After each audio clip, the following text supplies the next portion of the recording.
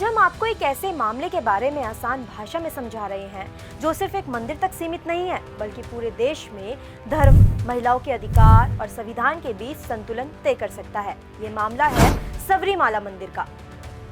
केरल का सबरीमाला मंदिर भगवान अयप्पा को समर्पित है और यहाँ सदियों से एक परंपरा चली आ रही थी कि 10 से 50 साल की उम्र की महिलाओं को मंदिर में प्रवेश नहीं दिया जाता था।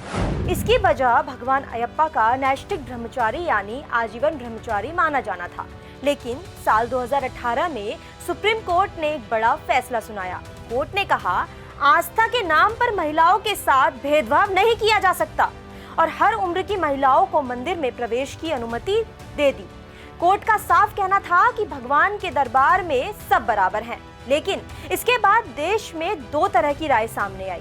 पहला पक्ष, यह फैसला महिलाओं की बराबरी और उनके अधिकारों के लिए जरूरी है।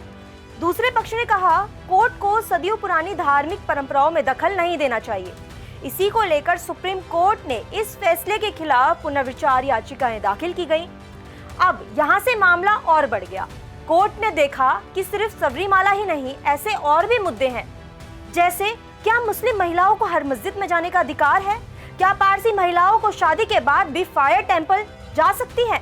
क्या दाऊदी बोहरा समाज में बहिष्कार की प्रथा सही है?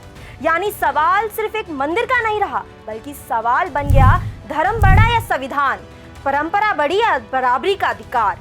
इन्हीं बड़े सवालों का जवाब देने के लिए अब सुप्रीम कोर्ट की 9 जजों की संविधान पीठ बैठेगी। 7 अप्रैल 2026 में सुनवाई शुरू होगी और 22 अप्रैल तक चलने की उम्मीद है। इस दौरान पहले वे लोग अपनी बात रखेंगे जो पुराने फैसलों को बदलना चाहते थे, फिर वो लोग अपनी दलील देंगे जो महिलाओं के प्रवेश के पक्ष में है। अब सबसे जरूरी बात पे बात करते हैं।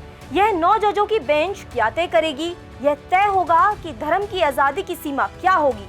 क्या कोई परंपरा संविधान से ऊपर हो सकती है? संवैधानिक नैतिकता की सोच क्या धार्मिक मान्यताओं से बड़ी है? और क्या कोई भी व्यक्ति किसी धार्मिक प्रथा को कोर्ट में चुनौती दे सकता है? सरल शब्दों में समझें, यह फैसला तय करेगा कि भारत में आस्था और समानता साथ साथ कैसे चलेगी। क्या मंदिर, मस्जिद और धार्मिक स्थानों में नियम परंपरा से तय होंगे या संविधान के हिसाब से? केंद्र सरकार ने भी कोर्ट में कहा कि यह इस फैसले की समीक्षा के समर्थन में है। यानी आने वाले दिनों में जो फैसला आएगा, इसका असर सिर्फ सबरीमाला मंदिर तक सीमित नहीं रहेगा, बल्कि पूरे देश में महिलाओं के अधिकारों और धार्मिक परंपराओं पर पड़ेगा। यह सिर्फ एक केस नहीं, ये एक बड़ा मोड़ है जहां आस्था, अधिकार और संविधान तीनों सामने सामने खड़े होंगे और जब पूरे देश की नजर 7 अप्रैल से शुरू होने वाली सुनवाई पर है, क्योंकि यहां से तय होगा भारत में बराबरी की परिभाषा क्या होगी और धर्म की आजादी की सीमा कहां तक तय होगी। और ऐसी ही तमाम जानकारी के लिए बने रहे हमारे साथ। मैं हूं मीको, देखते रहें प्राइम न्यूज।